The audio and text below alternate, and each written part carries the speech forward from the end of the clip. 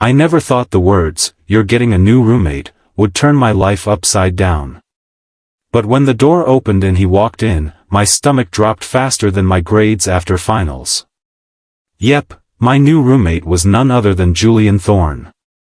To you, that might just sound like a name. To me, it sounded like a death sentence. Our families haven't just been rivals for decades, it's a full-on blood feud that dates back to the Great Industrial Split. We're talking generations of don't look at them, don't speak to them, and certainly don't breathe the same air as them. My grandfather literally has a portrait in our hallway of the first Thorne to betray us, and I was raised to recite their sins like a bedtime story. And yet, there he was, leaning against the doorframe of Suite 404 like he owned the entire academy, radiating that effortless, infuriating Thorne energy. Hit the subscribe button for more enchanting tales every week. Don't forget to keep the magic alive. You know the type. The guy who makes teachers laugh at his jokes while I'm still trying to figure out what's funny. The guy who looks like he stepped out of a high-fashion catalog even after a 3-hour lecture, while I'm just trying to make sure my socks match and my hair doesn't look like a bird's nest.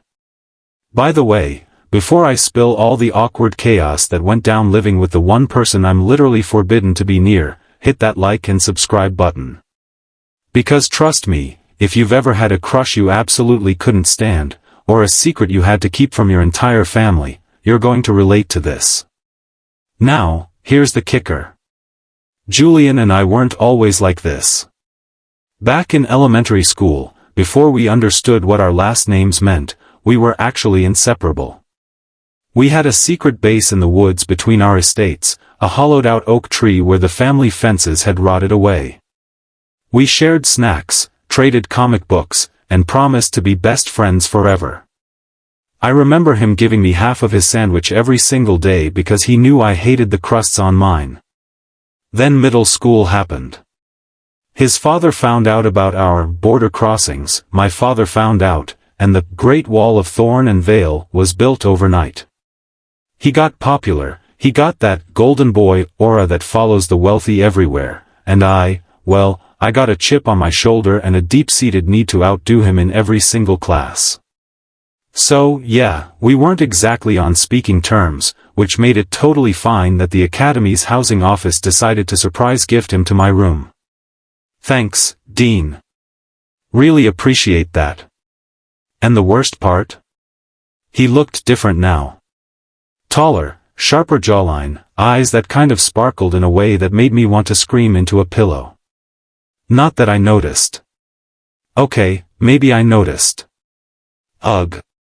First night, I was trying to act chill. You know, the whatever, he's just some guy vibe. I sat on my bed, staring intensely at my textbook like it held the secrets to the universe. But Julian waltzes in, drops a leather suitcase that probably costs more than my entire tuition, and looks at my thrift store sneakers like they're a biohazard. He didn't even say hello. He didn't even acknowledge that we used to share a secret handshake. He just pointed to the left side of the room and said, "Don't cross the rug." His voice was like velvet dipped in ice. Typical Thorne arrogance. Living with Julian was basically psychological warfare. I'd be trying to study for alchemical history, and he'd be practicing his noble fencing footwork in the middle of the room. Shirtless. Obviously. Because apparently, the Thorne family doesn't believe in laundry or modesty. Like, excuse me, this isn't a TikTok thirst trap, sir. I tried to be the perfect enemy. I hit his expensive silver hairbrush. I accidentally swapped his high-end espresso beans for decaf, hoping the caffeine withdrawal would make him less perfect. I even put a tiny bit of blue dye in his shampoo once, hoping he'd walk out looking like a smurf. But it backfired completely because instead of freaking out, Julian just walked out with these cool, icy blue highlights, and by noon, half the school was trying to copy the look. Typical. But here's the thing. I couldn't figure him out. One minute he was driving me insane by taking 20-minute showers, and the next, he was helping me carry my massive, fragile art project to the studio because he happened to be walking that way. It was a 5-foot-tall sculpture made of wire and glass. I was sweating just looking at it. Julian just picked it up like it was a feather and walked it 3 blocks in the rain, making sure his umbrella was over the project and not himself. Like, pick a side, dude. Are we blood enemies or are we roommates? My best friend, Matt, was fully convinced Julian was secretly a saint. Matt kept saying, "Leo, look at how he looks at you when you aren't looking. Traitor." I told Matt he was hallucinating, but inside, my heart was starting to do these weird little skips that felt suspiciously like a glitch in the system. The tension reached a breaking point during the week of the midwinter gala. As a Thorne, Julian was basically royalty. As a Vale, I was invited, but I definitely didn't have the budget for a designer suit. I was planning on skipping it until I found a garment bag on my bed with a note that just said, "Don't embarrass the room." Inside was the most beautiful midnight blue velvet suit I'd ever seen. It had silver embroidery on the cuffs that looked suspiciously like the patterns I used to doodle in my notebook. I wanted to be mad. I wanted to rip it up. But when I put it on, I looked like someone I actually liked. At the gala, I stuck to the snack table like it was a safe zone. But then a group of senior nobles started mocking my family's declining estate. They were being loud, cruel, and pointing right at me. I was ready to just walk out and hide in the library, but then Julian did the unthinkable. He didn't join in. He didn't ignore it. He stepped right into the center of the circle, put his hand on my shoulder, which felt like a literal electric shock, and told a duke's son to mind his manners before he lost them. Afterwards, out on the balcony where the air was crisp and smelled of pine, I told him I didn't need saving. I was being defensive because that's what Vales do. But Julian just leaned against the stone railing, the moonlight hitting his face in a way that should be illegal, and said, "I know you don't. But I wanted to." My brain blue screened. I finally managed to mumble something about how our parents would kill us if they saw us standing this close. He just looked at me, dead serious, and said, "Maybe some things are worth the trouble." I swear I almost died of a heart attack right there. But before I could dig myself deeper into the awkwardness, his popular friends called him back inside. Moment ruined. The following week, living with him became a total crisis. Every little thing he did felt like it meant something. Like when he shared his favorite imported chocolates with me while we were studying. Who shares luxury chocolate?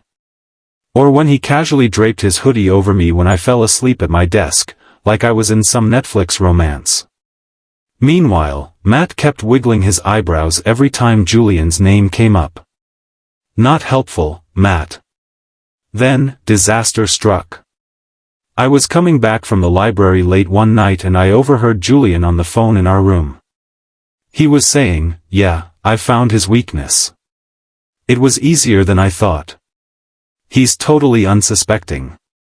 Once I have what I need, the Vales won't be a problem anymore."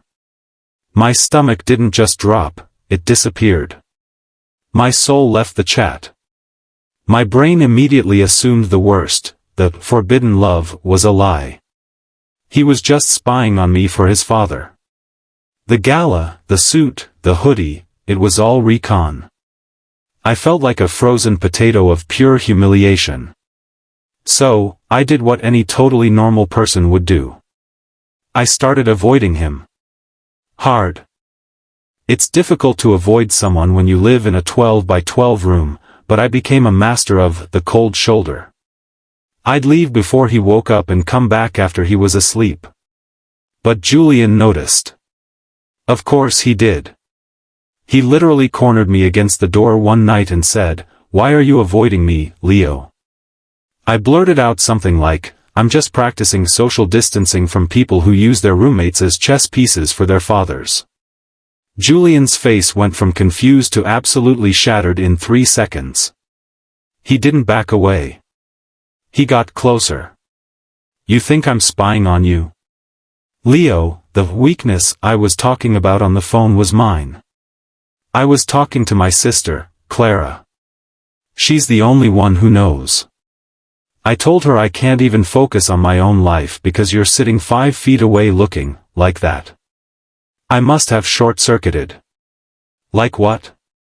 Like the person I've been trying to get back to since we were kids, he said. His voice was raw.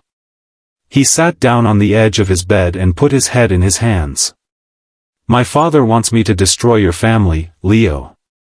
Every letter he sends is a reminder of why I'm supposed to hate you. But every time you laugh at a stupid meme or get ink on your nose while you're drawing, I realize I'd rather lose my inheritance than lose this. I sat there like a statue. I threw a pillow at your face and yelled that you were the worst yesterday, I whispered. Julian actually laughed, a real, genuine sound that made my heart do backflips like it was auditioning for the Olympics. Yeah, well, you are the worst. But you're also the only person who actually sees me and not just the Thorne name. I finally said it. I like you too, idiot. And the way his smile lit up the room? Yeah, I was done for. Completely, fully done for. And then, don't freak out, but he kissed me. Just a quick one, but it felt like the entire world flipped upside down in a good way this time. I don't even remember breathing after that. All I know is my nemesis turned roommate turned forbidden crush was now something way scarier. My secret boyfriend. The next morning, Matt nearly choked on his cereal when I told him.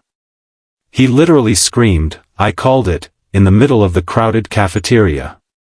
I had to tackle him to keep him from telling the whole school. Now, living with Julian is a different kind of chaos. It's the good kind. The kind where our rug boundary has completely disappeared.